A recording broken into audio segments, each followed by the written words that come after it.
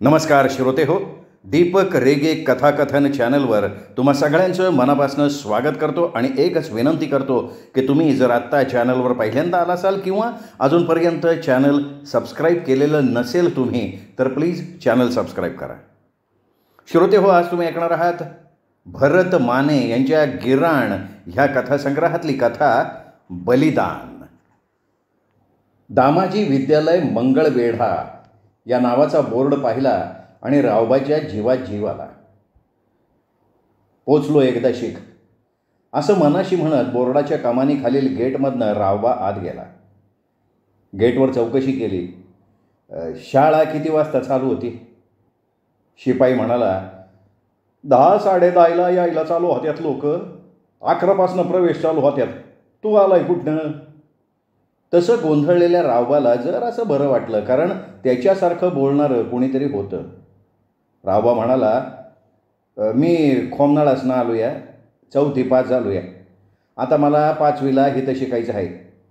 या शाळेत काहीला शिवराम माने शिक्षकाला भेटायचं आहे. ते माझा प्रवेश घेऊन देणार आहे. ती आमच्याच भावकीतला आहे. तसा शिपाई म्हणाला, माने सर होय, ओळखतो की त्यासनी. इथंच ते चोखोबाच्या मंदिरापाल्याड राहतात. ते सर मातूर 11 नंतर येतात. रावबा शिवबा माने खोमनाळचा. शिवबाचा एकुलता एक पोरगा.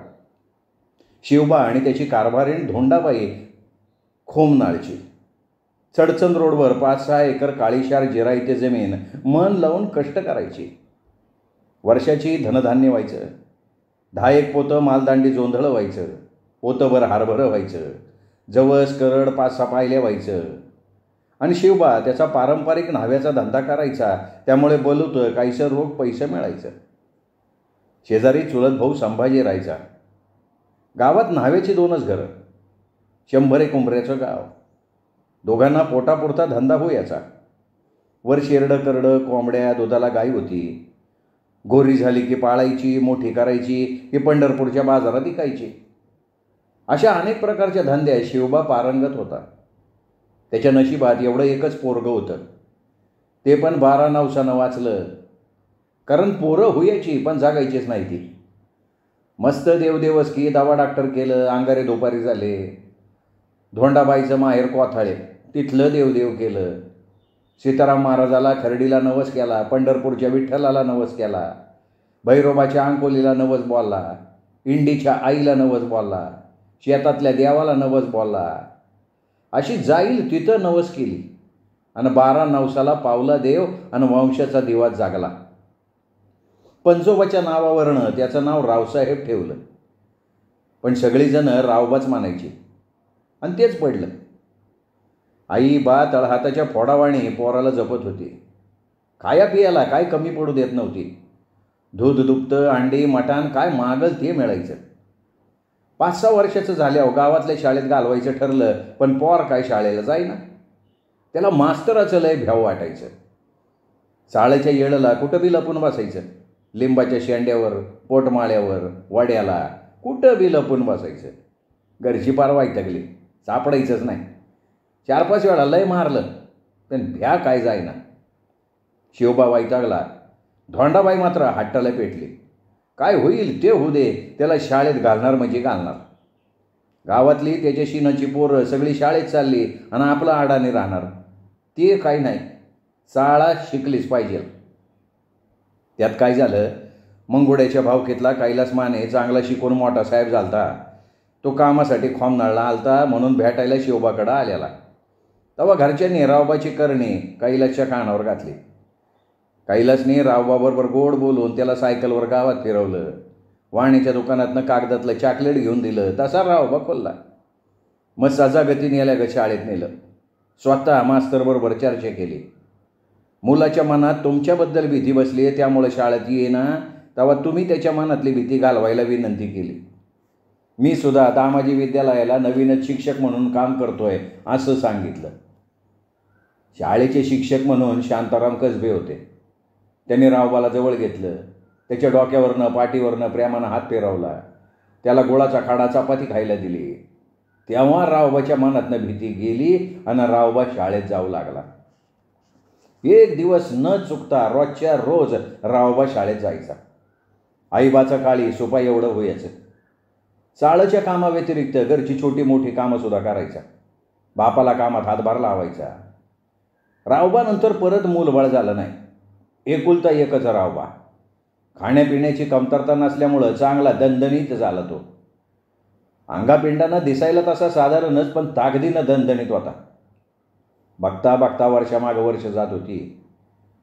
एकदाशी एक रावबा 4थी पास झाला. आई बापाच्या आनंदाला पारावार उरला नाही.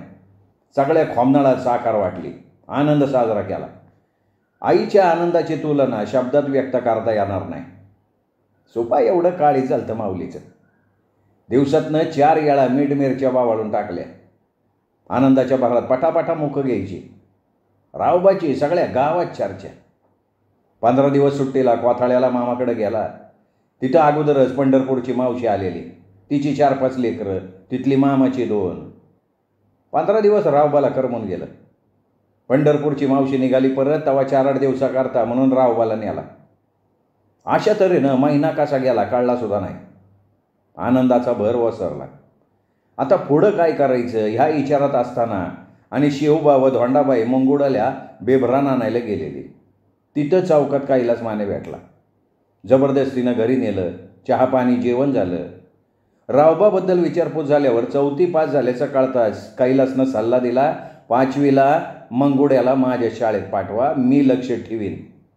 पैशा पाण्याची लायब्ररीची अडचण सोडवीन. मंगळवेढा आणि खोमनाळ हाकाच्या अंतरावर होते. पोर सुधरण. तसं तर शिवबा आणि धोंडाबाई दोघांना पण पोरगं बाहेर ठेवणं मान्य नव्हतं.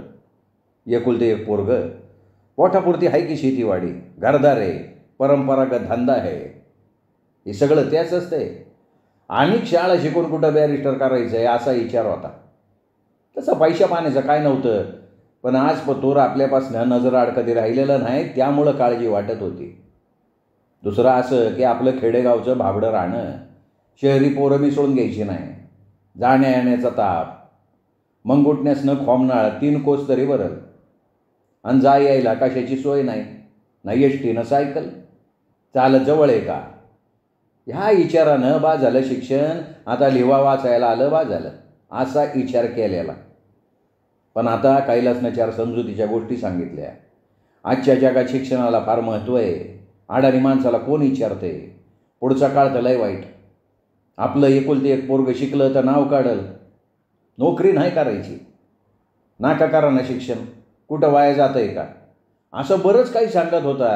आणि मंगूळ घरचंच की, इथं भाऊ की आहे, पोराचा चुलता मामा अभिमान नावी गल्लीत राहतो या, तिथनं शाळा जवळच आहे, तिथं सगळी घरचीच आहे ती, काळजी करून जमतंय का म्हणून सांगितलं.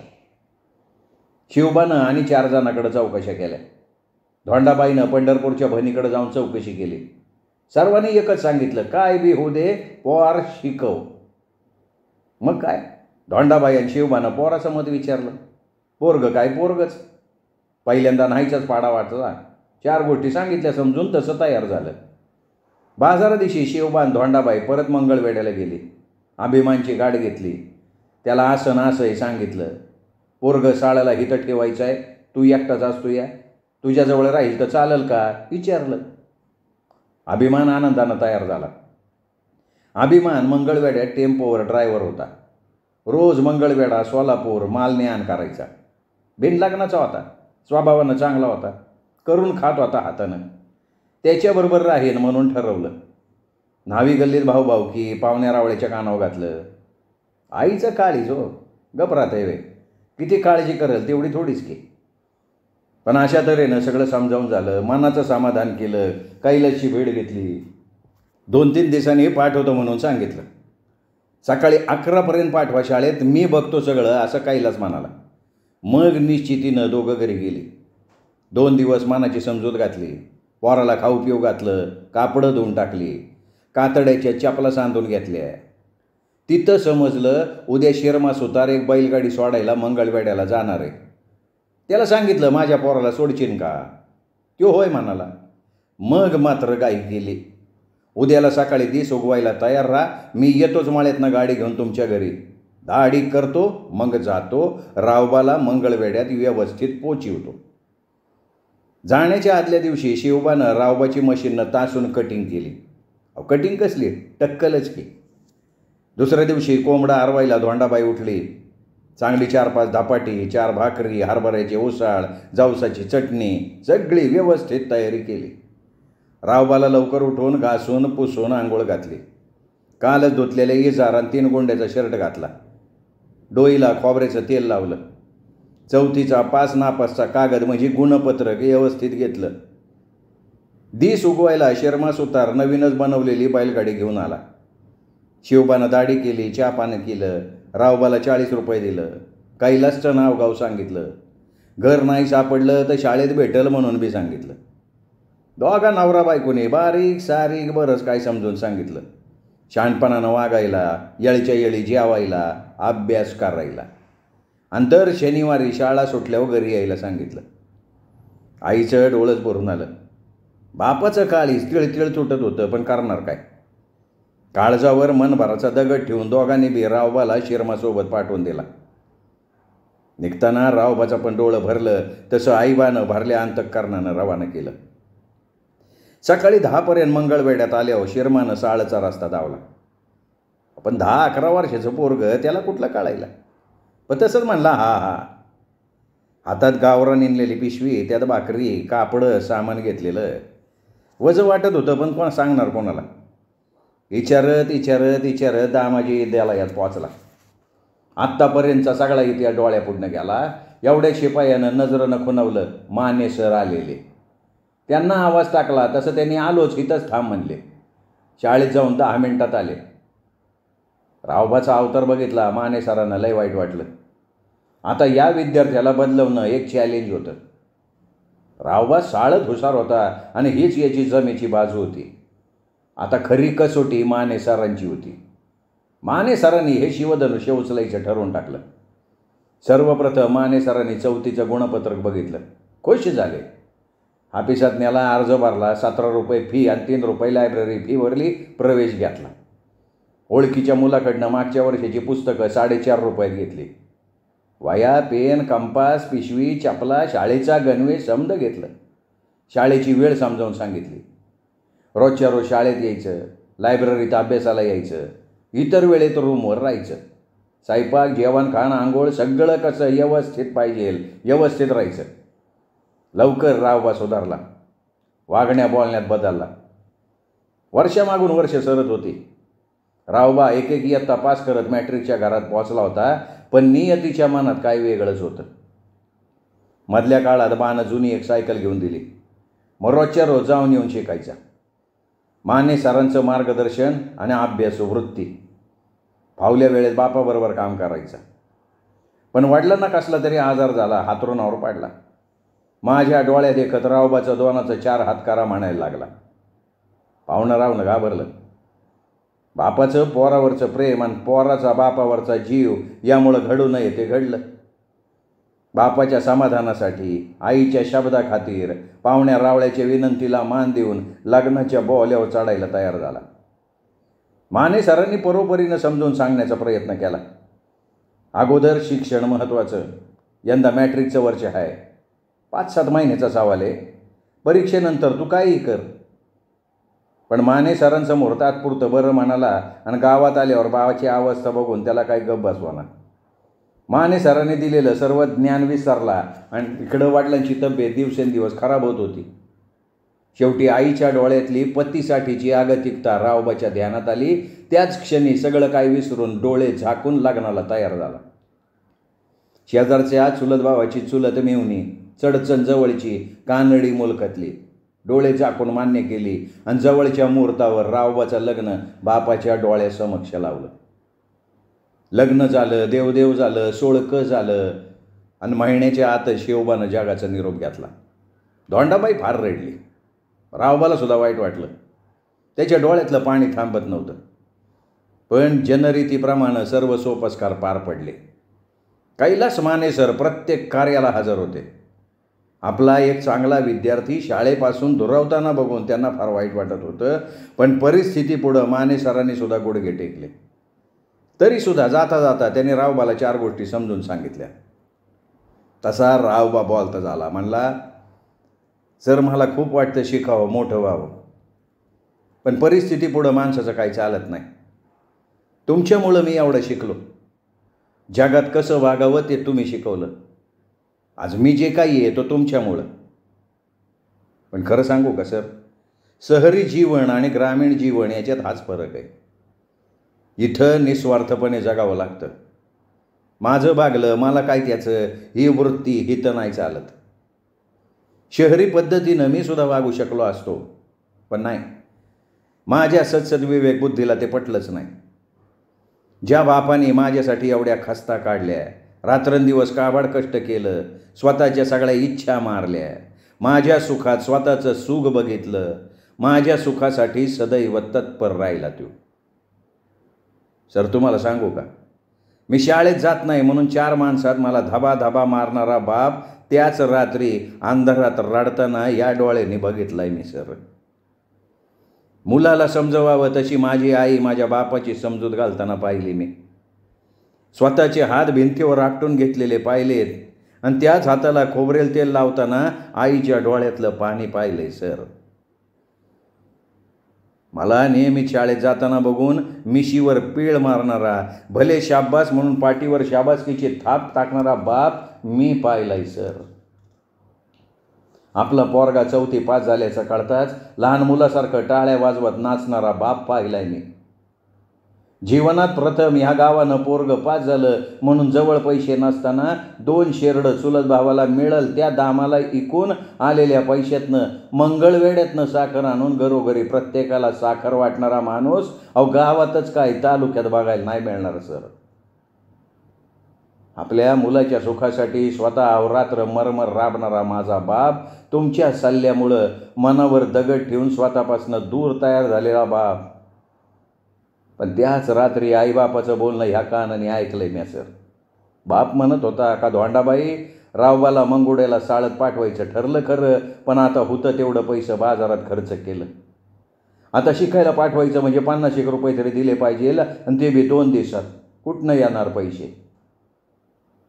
याची आईसुद्धा गप झालती सर. पण बापानं त्याच्यावर तोडगा काढला. जीवापाड सांभाळलेला गोरा विचार न करता मुलाच्या सुखासाठी एकूण टाकला आणि मला 60 रुपये दिले. मला शाळेत पाठवताना जीवापाड जपलेला बैल इकून पैसे दिल्याचं दुःख तसूभरसुद्धा चेहऱ्यावर दिसत नव्हतं त्याच्या. फक्त आपलं पोरगं आपल्यापासून दूर चाललंय याची खंत होती. नाही सर नाही, अहो माझं बलिदान त्या बापानं दिलेल्या बलिदानापुढं काय पण नाही. बापाबरोबर त्या माऊलीनं सुद्धा लय सोसले. तिच्या डोळ्यात सुखाची चमक दिसावी म्हणून मी दिलेलं बलिदान काहीच नाही हो. रात्रंदिवस मुलाच्या सुखासाठी राबणाऱ्या माऊलीच्या बलिदानाची तुलना कशाची होईन सांगा बरं. आपल्या नवऱ्याच्या आजारात रात्रंदिवस उशाशी बसून सेवा करणाऱ्या माऊलीच्या त्यागाबद्दल माझ्याकडे शब्द नाहीत. 4 पैसे खर्च करून तालुक्याच्या दवाखान्यात नेलं असतं, पण आपल्या एकुलते एक मुलाच्या शिक्षणाच्या खर्चाच्या भीतीनं गावठी औषधावर समाधान मानून प्रसंगी स्वतःच्या कुकवाची चिंता न करणाऱ्या माऊलीच्या बलिदानाबद्दल मी काय सांगू सर. त्या दोघांनी माझ्याकरता जे केलं त्याची तुलना कशाबरोबर करणार सर. त्यांनी केलं ते त्यांचं कर्तव्य, आणि सर कर्तव्याचा ठेका काय त्यांनीच घेतलाय होय. माझं वागणं कदाचित तुम्हाला विचित्र वाटलं असेल.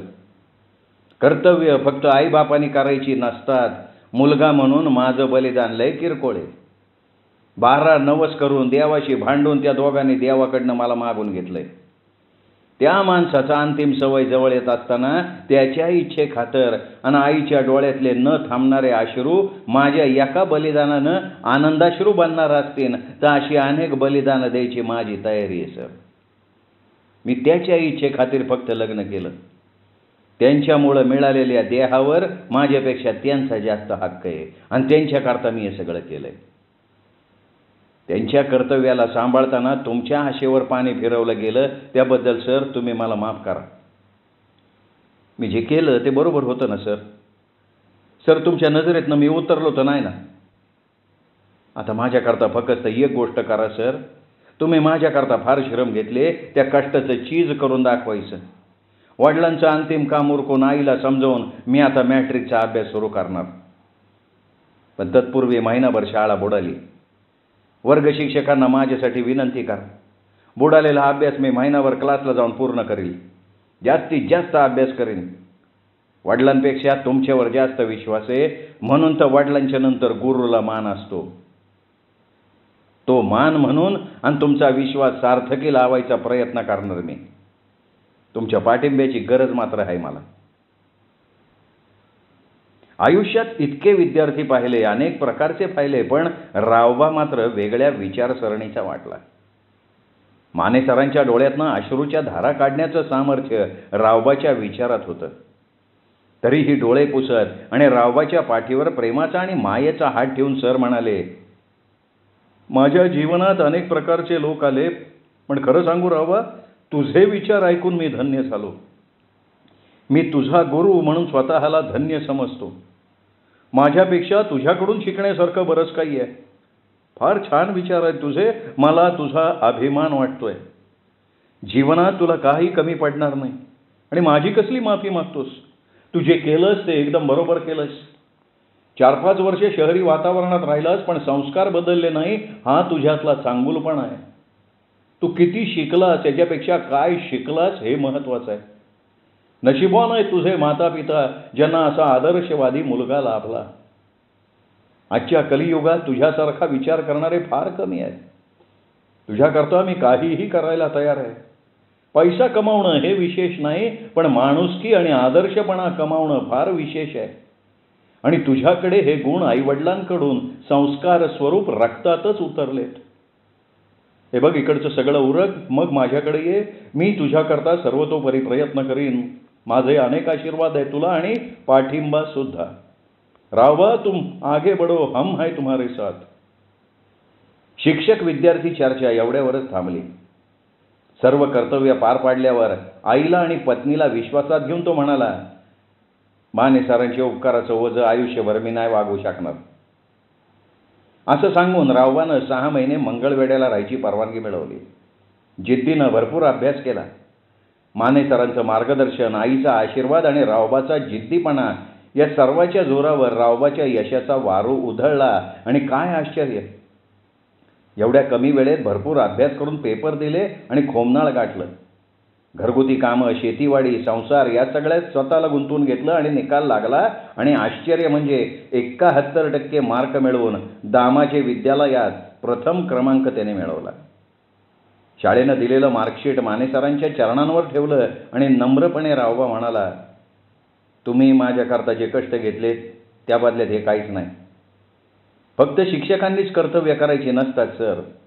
शिक्षकाप्रती विद्यार्थ्यांनी सुद्धा काहीतरी केलं पाहिजे. बलिदान फक्त एकानं करायचं नसतं.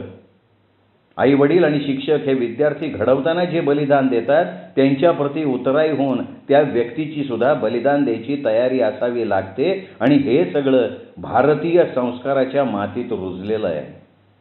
पण ते फक्त काही जणांनाच समजतं. काही जण समजून न समजल्यासारखं करतात, त्यांना कृतघ्न म्हणतात सर. रावबाच्या या कृतीनं भारावलेल्या माने सरांचे डोळे आनंदानं भरून आले आणि उपस्थितांनी टाळ्यांच्या कडकडाटात गुरु आणि विद्यार्थ्याच्या प्रेमाला शुभेच्छा दिला.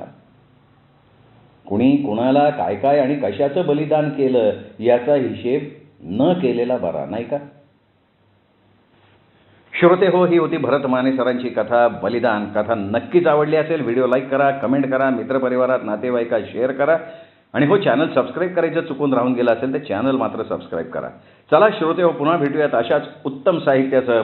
तोपर्यंत नमस्कार मित्र हो.